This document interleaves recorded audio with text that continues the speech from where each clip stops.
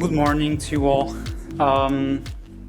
Thank you very much for joining us at this final conference, to all the distinguished guests already presented, to all the partners and participants at this final conference.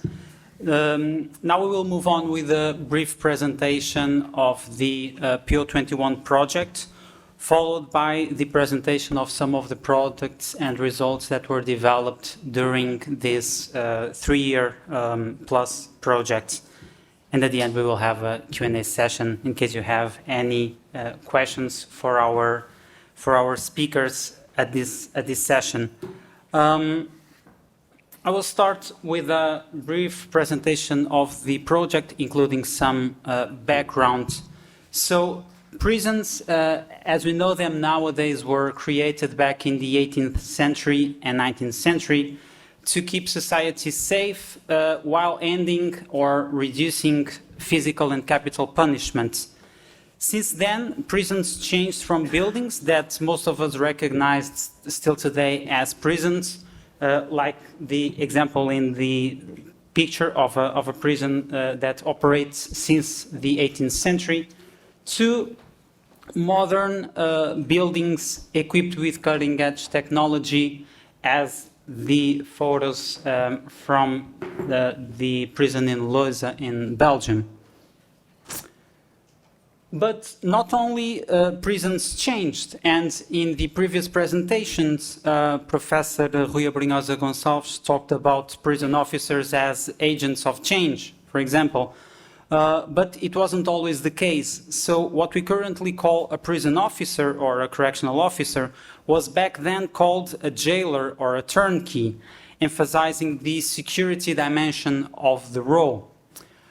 However, changes in policies, philosophy of the prison system, and technology led officers to use nowadays a set of skills that were not considered key in the past. And this photo might represent what we now know as a prison officer. So, for example, if we think about communication between prison officers and prisoners, that was very scarce even at the beginning of the 20th century. And the development of a personal relationship of any kind between the officer and the inmate was even forbidden. Currently, considering the profile of the prison officer, if we look, for example, at the ESCO profile, we can see that the prison officer role encompasses very different tasks, from those related to security and order, such as supervising the activities of prisoners, dealing with disruptions, doing searches, as was mentioned before also, to treatment, supporting prisoners, give advice, help in their rehabilitation, and also tasks that are considered as more administrative, such as process and receive new inmates, assess needs and risk for self-harm, for example. Therefore, we understand with this historical perspective that the role became more complex and thus incorporates tasks that can generate also role ambiguity, such as those related to security and treatment at the same time for the same professionals, leading to stress and occupational health issues.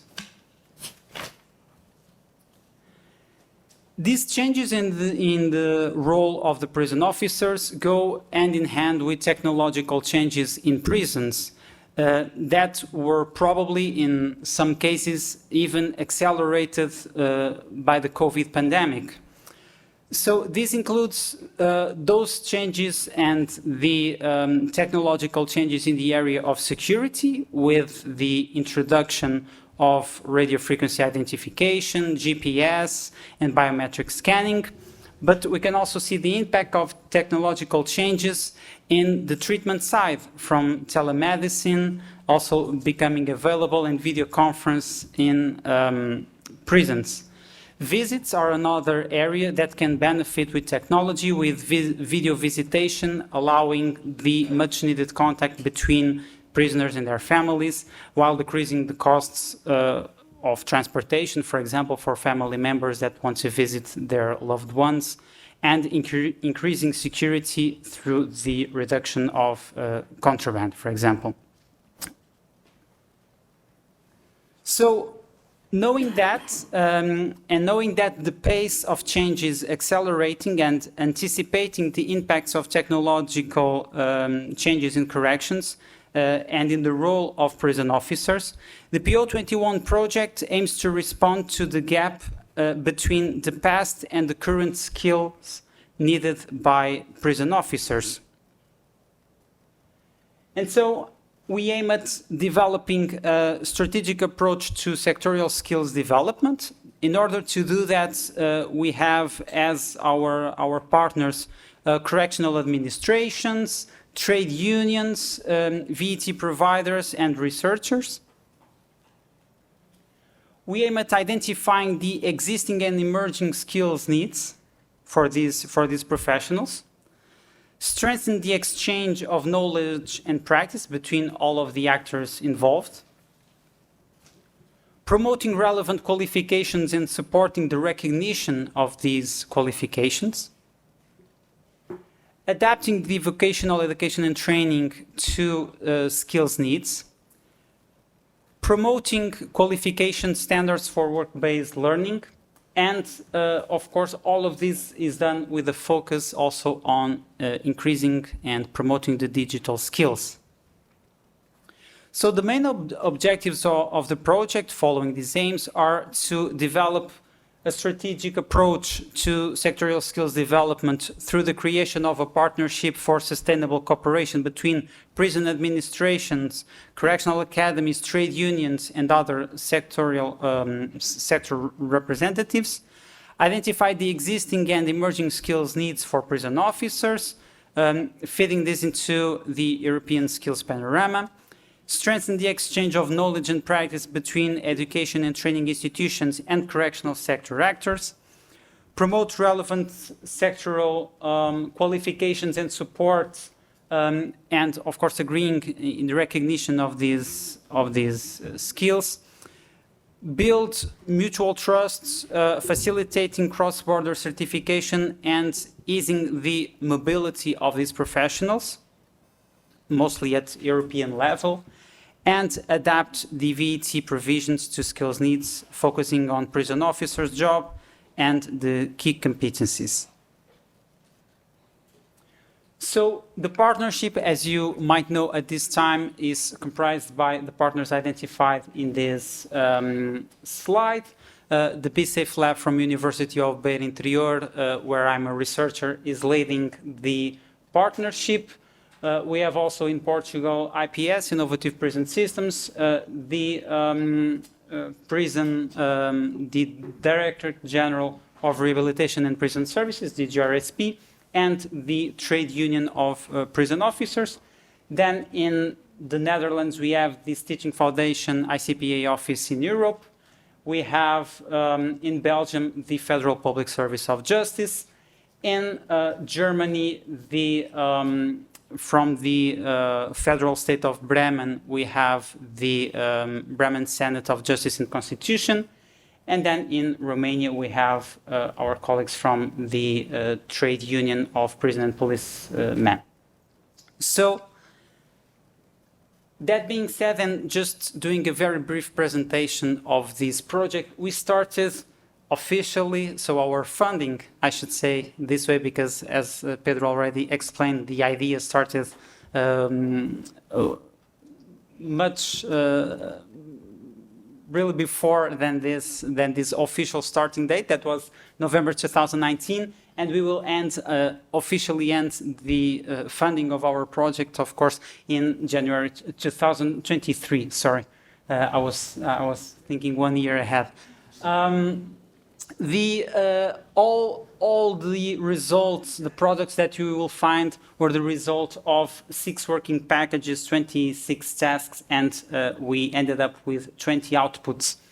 I will just highlight some of these work packages. The work package 1 was for the management and coordination of the action. Work package 2 we have our the creation of our advisory board meeting and the actual advisory board meetings, in which we had the opportunity to present previous versions of our products and discuss with experts the products that were being developed.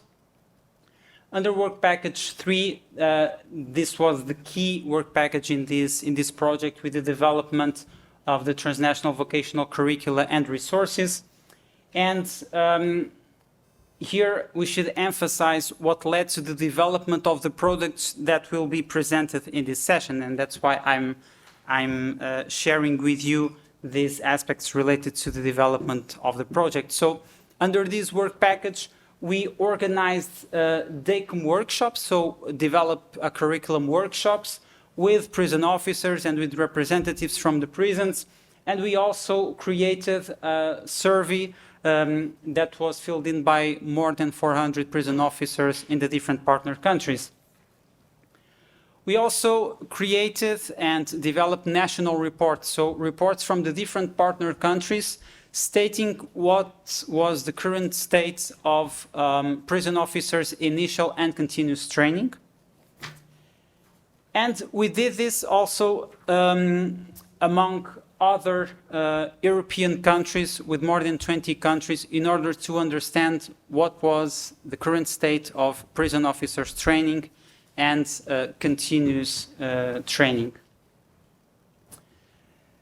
All of these previous activities led to the creation of a recommendation paper with 43 recommendations that my colleague Adrian will then present.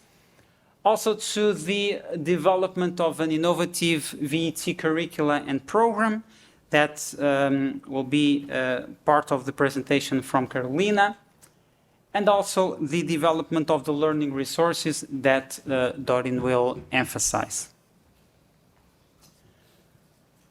While we were developing these products, we were also developing training initiatives with prison officers, and we organized 4 training sessions, all of them in the last year, because of course of the impact of the pandemic, and we managed to organize all 3 events during the last years by the time the travel restrictions were being lifted and so on. So we started here in Lisbon. Then we went to Belgium, to Ghent, and then to Bucharest in Romania, and ended up in Bremen in Germany.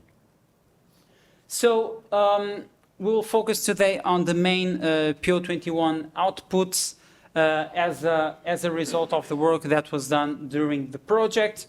And here I'm highlighting the recommendation paper at European Union level for policymakers, the professional profile proposal and respective entry requirements, the VET course curricula proposal, and the innovative learning resources. So without further ado, I will give the floor initially to Adrian Neago from SMPP in Romania to present the policy recommendations, and then to Carolina and Dorin. Thank you very much.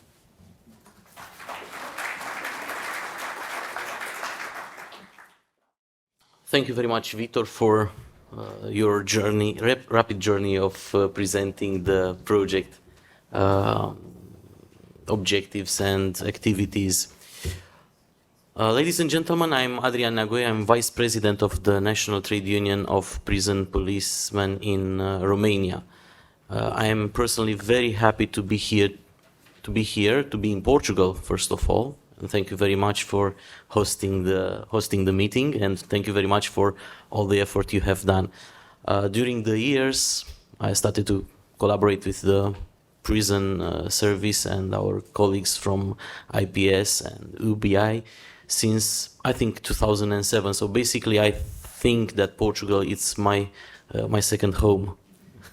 So I'm very glad to be here. Another thing is that I'm very glad to be here to present a work which initially started to be, well, a bit challenging.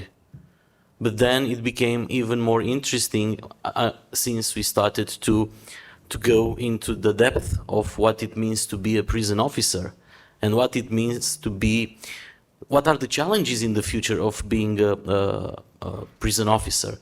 Myself, I'm in prison system, Romanian prison system, since 22 years ago, and I have a background of sociology, so I'm always curious about things. I'm always asking questions.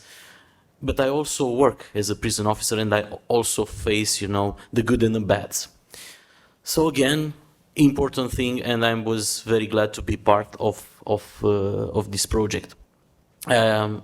All the products which were obtained during our project were obtained by responding to a highest challenge. We never thought that that challenge would be, the COVID. And after the COVID challenge there is another challenge near the border of Romania. So again, a lot of things we never thought of it. So would that impact on being a prison officer? Yes. Did we need quick adjustment to that? Yes. We did a good job in this project? Of course, yes. So, right. Well, Vitor mentioned the proposed training objectives of the project, and transnational initial training course, yes it is, and yes, it would be spoken about later by our colleagues. The learning resources, yes, we have done that, and it's a good job. Training courses for correctional officers, looking at the qualifications, and I would dare to say another challenge which is to be addressed, enhance the professional mobility. Well, we talk about, doctors, we talk about engineers. Well, they do have a European career. They can move from Romania to Portugal or to other countries, and they can do things. Well, the prison officer, it's a bit different thing. But in the same time, we do have enhanced mobility of prisoners. We do have the European framework decisions, about the transfer of prisoners. Well, we think about the standardization of things, but in the same time, we do see that there is no mobility, and I will speak a bit of that, how we address it in the recommendations. I think right. Well, Vitor mentioned about the work that has been done in the different work packages. And I will speak about how we end up with the recommendations. Well, it was this desk research, and I very much would like to thank our colleagues and our colleagues from different countries and from different institutions that helped us to get data and to see how the training, initial training, and how the methods and how everything is organized in European countries. We had these 22 countries covered by the report, looking of the jurisdiction of the training, looking of how the training is organized, and also one of the good things is that get some best practices, some examples to be followed and to be replicated in other countries. But in the same time, we were looking at the national reports, Germany, Belgium, Portugal, Romania, the countries partners in this project, which analyzed in depth how things are and how the training is organized in the respective countries. We organized some field research, 436 people, prison officers responded on questions related to what is important for what is important for their work, would be the challenges from their perspectives, and in the same time we organized some workshops to tackle the challenges and to tackle the what is needed to be a prison officer and how to organize the training. All those things were supported by our honored advisory board members that Pedro was nice to present them at the beginning of the conference. Okay. Despite the country specificities, and yes, that is interesting thing. We had the chance to meet the prison officers from different countries, the partner countries. We talk about the same things. We were talking about the episodes that we lived, and they were common, of course, in a bit different context, but we have similarities. But in the same time, the framework in which we function is different. It's the legal framework binds the PO, the prison officer, to operate in the country's specificity. But at the end, we do the same job. So, without further ado, I would say that we end up by having 43 recommendations. I choose not to read them because you have them in your nice briefcase. It's there, all the 43 recommendations. You can look to them. But they were grouped in mission, the recommendations related to mission, the mission of the prison service. And actually, this is where everything starts. Because if a prison officer do not understand why is he there and how he can contribute, then everything, well, is not lost, but it would be more harder to do a good job. Then we have things related to the educational level requirements and looking at the recruitment and selection. Yes, some countries have a problem with selecting prison officers. Some other countries, well, Romania, do not face this problem. We have hired a lot of new staff, and actually it was, like in good universities, we have 10, 12 people per place, per job. So we had a big pool of selection. We can speak about the differences, and we did tackle them a bit in the project, but indeed there is a need of promoting the prison officer, I would not say only job, but mission of the prison officer in order for society to know what the people are doing. Because otherwise, as Natasha was mentioning, nobody knows, and well, maybe sometimes it's a bit with a negative connotation.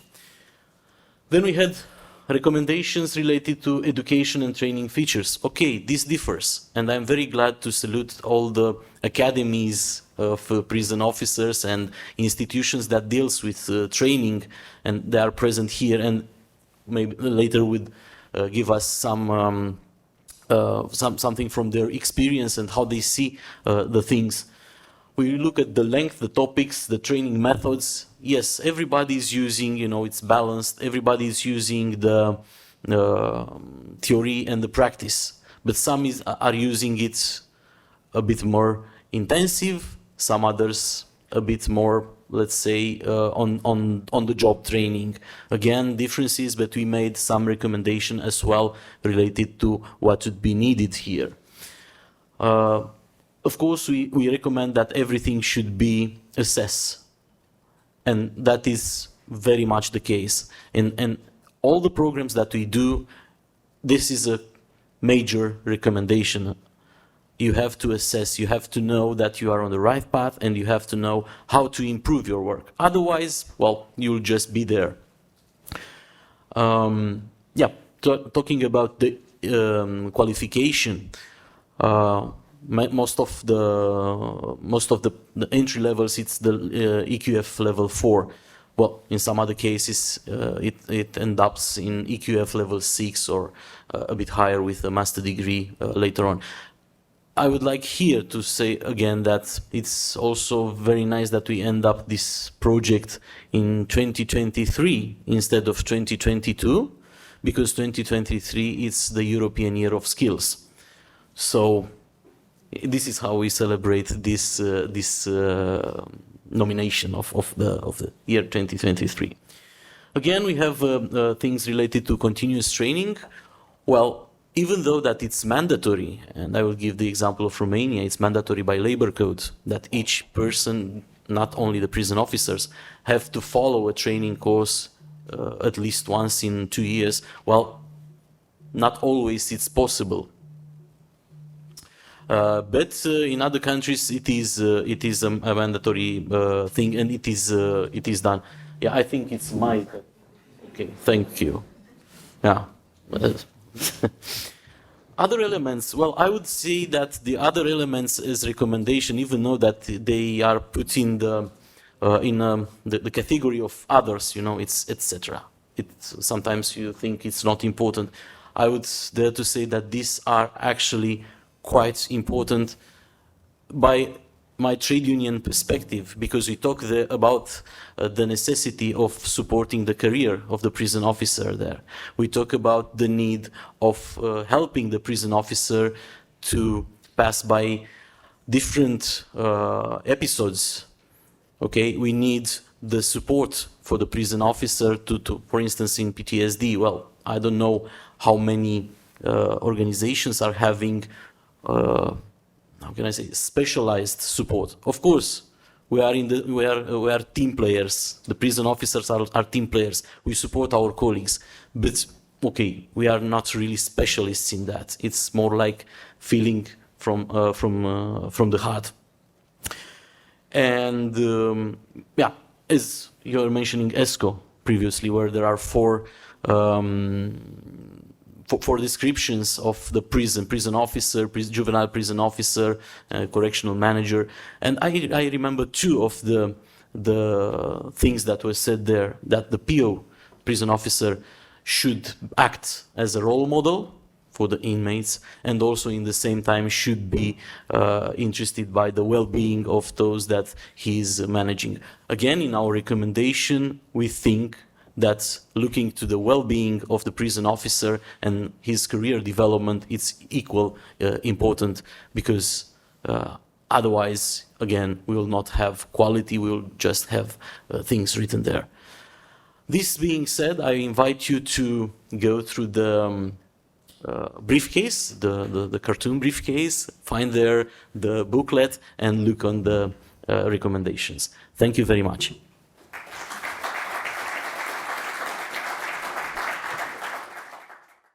Good morning. I'd like to begin by thanking all our guests and speakers and all present participants who are of indispensable value for the product I am about to present.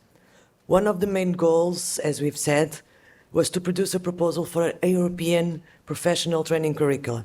For that, we needed to update the European professional profile according to the actual professional activities and foreseen activities, but also to map what was already the implemented training curricula. Already, we've spoken about the research strategy that was implemented. So, to collect the information, firstly, we go through a desk research reports and official information was gathered about the European panorama and about the countries involved in the projects in more detail. From that, the field research was designed and information was gathered from prison professionals and specialists. A DACU methodology was implemented in each country to hear prison officers, specialists, and other prison professionals, and a wide survey specialists to prison officers was applied. The advisory board, as was said already, was also a powerful source that gave valuable insights. From the data collected, we were able to identify current and future functions, existing training, essential knowledge, and future challenges, and also the tasks, skills, and competencies and behaviors expected to be developed by these professionals.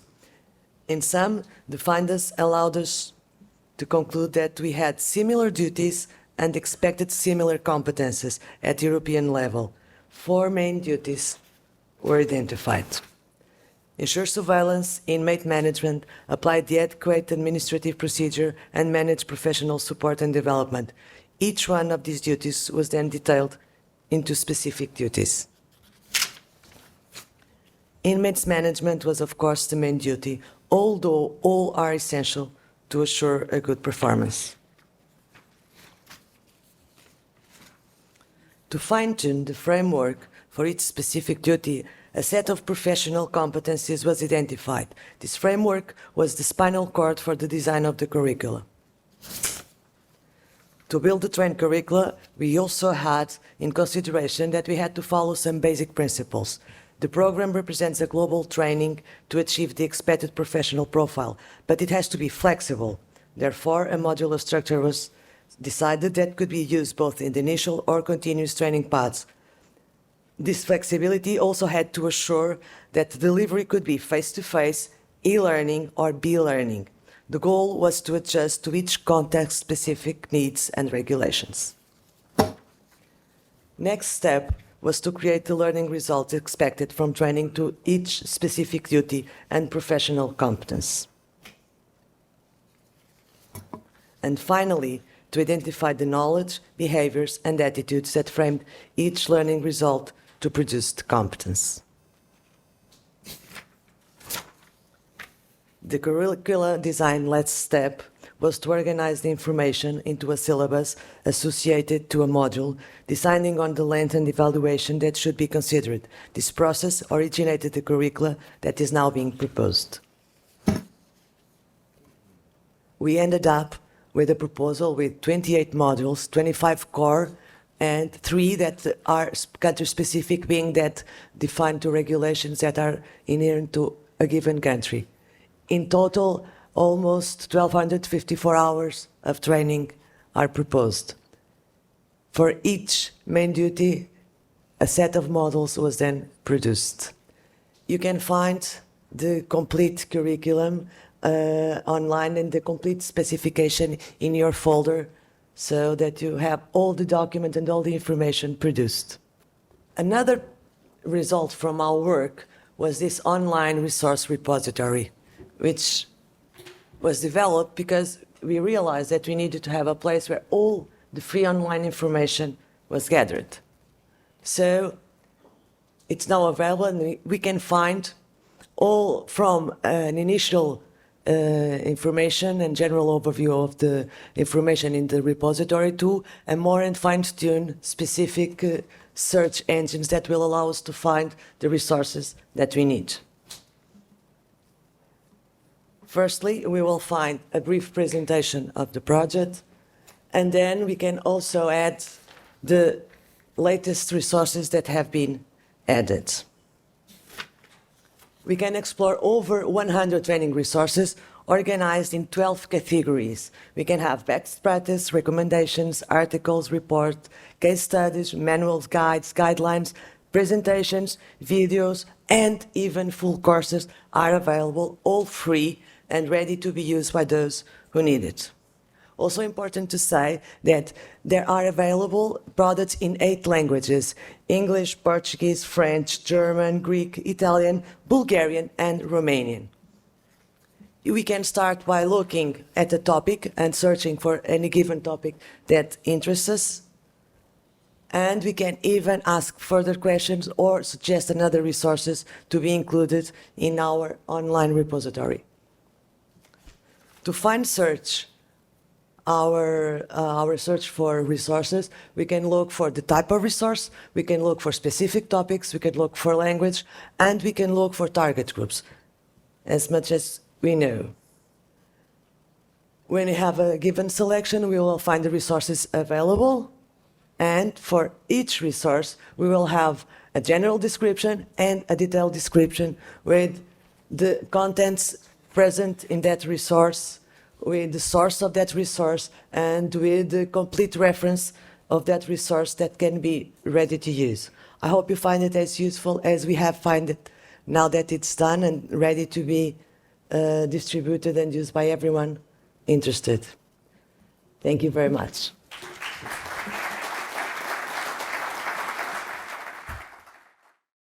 Good morning, everyone. My name is Dorin Mureșan, and I just find that I have just 10 minutes for my presentation. So in that case, my storytelling will be short because it's about learning resources, and I choose as a learning solution to deliver this presentation, the storytelling. I'm very good on storytelling because when people ask me what you are doing, I said, well, I travel around the world and I tell stories to people. So in that case, because I have just 10 minutes to my presentation, I will skip some of my first slides, because my first slide it's about the incident simulation, about using incident simulation as a learning tool for this. So let's. Okay. Pedro told us about the fact that this project, it's a mature project and it has just 4 years. And I must remind him that this project is older than just 4 years. This project started in rainy days in Ghent at an ICPA conference me and him having a very good pale ale Belgian beer. And we came from this discussion. This is, if you search on Google, Incident Commander, it's a critical incident simulation game developed by some guys from America, basically to train the law enforcement. And we came in a service, and Carolina now present some of the deliverables that are adapted. And it is one of the first projects that the deliverables are adapted to the learning habits or our new workforce that we have in our systems. Now we have the Z generation. And the Z generation has a totally different habits. And in a lot of projects, we prepare deliverables ignoring the learning habits of the end users. This, what Carolina present to you, I feel that address the needs of learning, the way of learning of our generation that we have in the workforce. So to make the story short, October 2010, Ghent ICPA conference, the first discussion with Pedro. Then also we have here a representative from EPTA. Well, two founding members of EPTA were then bring it to the gang. We speak about Harald Fosker from Norway and John McGuckin from Ireland. So we have a meeting in Bucharest. It was supposed for Das Neves to come, but due to a giant storm in Portugal, he cannot come. So we have a meeting without him, and we use the Yahoo Messenger. For those who are too young to know what Yahoo Messenger is, it was the communication solution of the Yahoo. So we have the first discussion with them on working on this type of, let's work on this concept of simulation, because basically this is about the simulation game. You are the head of a firefighter department, or you are the head of a police section, and you need to take decision in real time. And it's like the game. You see, we all grew up with Call of Duty, with Counter-Strike, and this type of. So why don't we use this learning, this type of this type of games to learn things? So it was the Incident Commander. You could buy it; it's just €50. $50. I still have the 2010 Incident Commander CD in my home. Then, you see, we tried to work on it, and we are such old, this project is very old. Some of the ideas from the project, we will find it in LeadCore. You will find it also in other applications. So our first work was, let's go to apply on Leonardo projects. We are from the period of Leonardo scheme of funding. So we start to work on it. It was rejected. Then we go on Horizon 2020 with SysGame. Remember Das Neves? This is from the period of 2014. We go on the critical incident simulation game. Again, focused on corrections, focused on training staff. Then it came Erasmus Plus programs, and we split some of the ideas from the project in various other projects. So this is how it looks on Incident Commander. And this could be a topic, food for thought for future development, because right now, these are, now I need to get back to the basics of this project. We develop 10 scenarios, and these are basically the template. We have a main situation, we have characters, and colleagues from the audience, and I salute all of my working class colleagues from meeting in Bucharest and Bremen. I ask for apologize for being a nasty boss from a period of time when I use the whistle too much, but I like it, I must tell you. Yeah. So,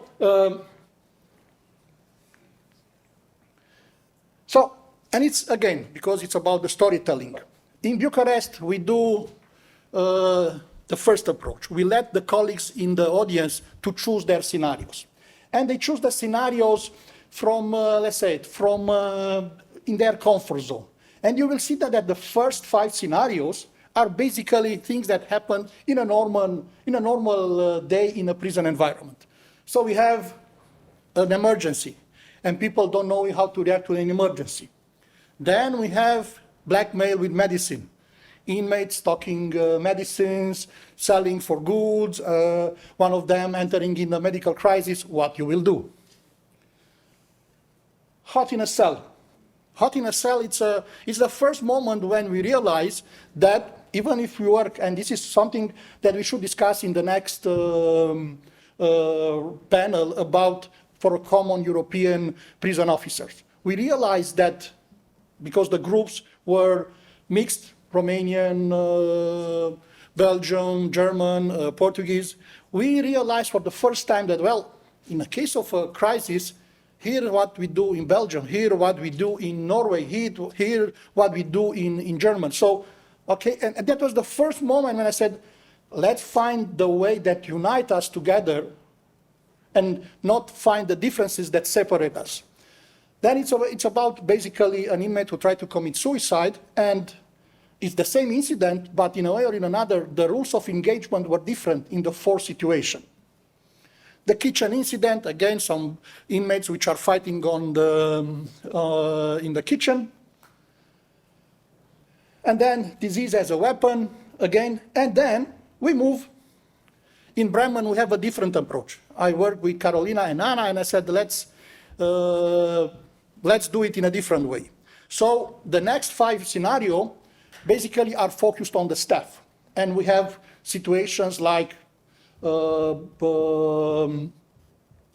pressure from the boss to his employees, sexual harassment at work.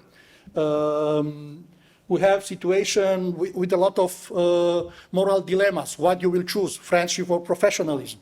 We have burnout syndromes and drug and alcohol addiction in the situation of the staff. So what we do is that we create together with Anna and Carolina, we create the scenarios, and when we allocate the scenarios to the group. And to be even more nasty, we don't give the opportunity to choose the group. We allocate from the beginning the different groups. And we are, from my point of view, we are very happy for the results that was achieved especially in the Bremen meeting, because we see an improvement from an evolution from Bucharest meeting to Bremen meeting. And you see, racism and issue of power. These are situations that happens in our prison environment, and it involves staff. And it was about let's find a way how to deal with that. Drinks and relationship, another situation. One of the main challenges of the workforces in prison in Europe in this period of time is that fact that, well, we have alcohol addicts as a way, you use alcohol as a way to manage and to carry on with your activity. Racism and misuse of power. And we have colleagues that deliver very good, not feedback, not responses. They deliver very good educational products, because at the end of the day, their work is an educational product. And they use innovative way to deliver, they use innovative way to work in the group and to present it to the audience. So yes, this is in a very short period of time, the story of the learning resources that we have in this project. And in the end, I would like also to thank for the lady from UK. You came with a very interesting approach.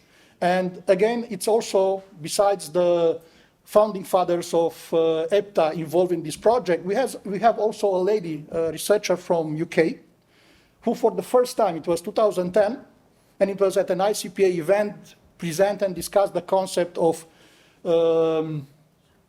personal and private professional life of the prison officer. Her name is Elaine Crowley, and we got inspired from the book. It's called Doing Prison Work, the public and the private life of a prison officer. That was for the first time when we were focused, and I think this is one of the great achievements of Pedro's and Pedro's organization, the fact that for a longer period of time, an important part of prison projects were focused on inmates. But starting from 2013, 2014, when the Erasmus program started, we started step by step to have also a staff component inside this project. he has a lot of history in this topic, because his first project with Romania was basically a project that was guided initially from the reinsertion of inmates to a strong human resource component for the prison service of Romania. So if you look in the background in the last, I think, 5 or 6 years of the project that we developed in partnership with Pedro, you will see this very solid and strong prison human resource component. And PO21, I think it's one of the crown of the jewel of the crown that bring together his work in the last 5 or 6 years. So that's, in a nutshell, the story that I have to tell you today. I hope I stay in the 10 minutes, and I will be gladly involved in the other activities. So if there are any other questions to be asked, I will gladly provide the feedback in the break, because it's important in a training session to respect the program, and it's important also to respect the break of the trainees. So, thank you.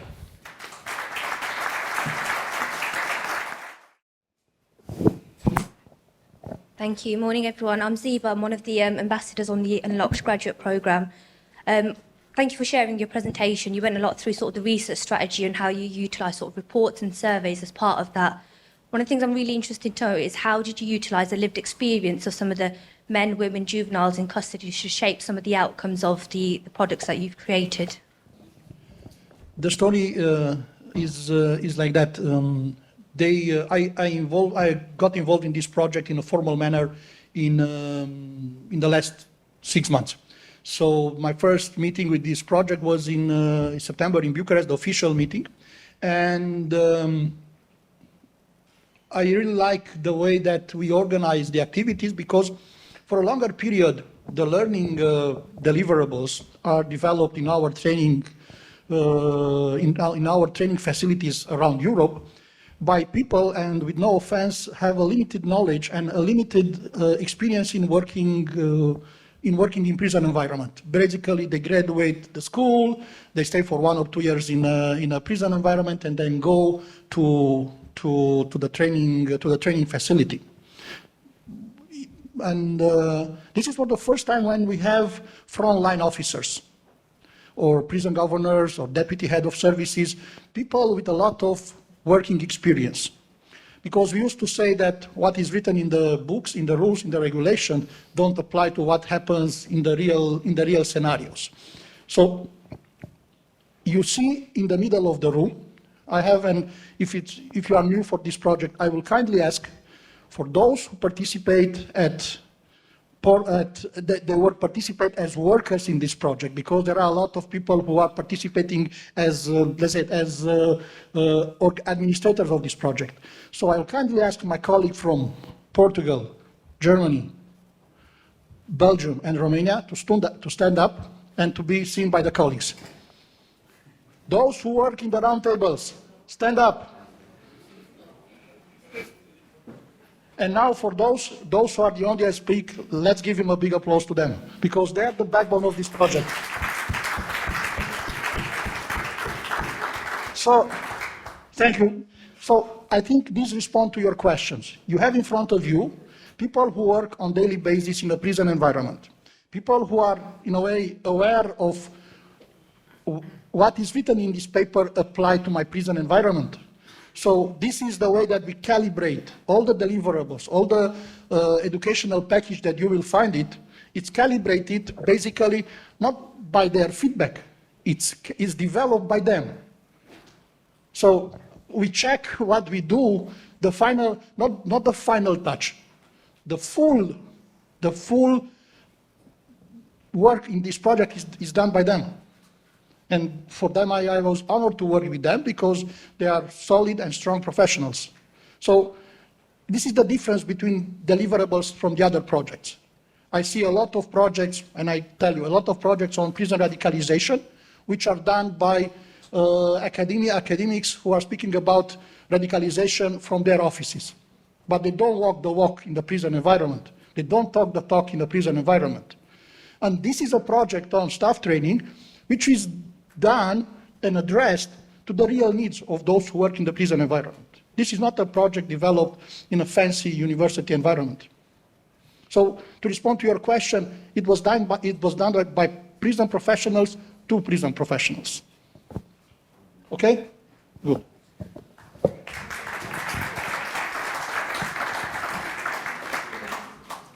So we have another question from that, right? No. Swap. Yeah, thank you. Floris again. Not being part of the Erasmus program, we have been wiped out, so I do it this way. Thank you for your contribution to all of them. I just had a question to Carolina. I was very interested, is there any part in the program that you organized? Is there any indications on the controlling part of the work? Because we do a lot of training, we do a lot of interesting training, very good trainings, and then we see in practice they may not be, they maybe don't remember what they learned in training, they restart what they did before. And I'm really interested, is there any reflection on that? And did you find some solutions for that? Yes and no. In our recommendations, mainly is one of the observations that we do is that everything, and Adrian mentioned it, has to be monitored and evaluated. And that includes the post-training and the in-job training. We also had a lot of conversation and reflections on tutoring, mentoring, on-the-job supervising.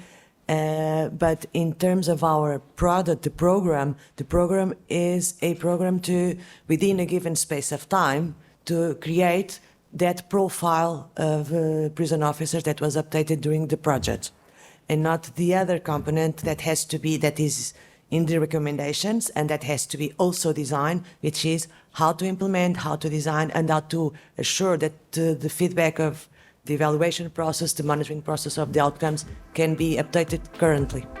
I don't know if I answered.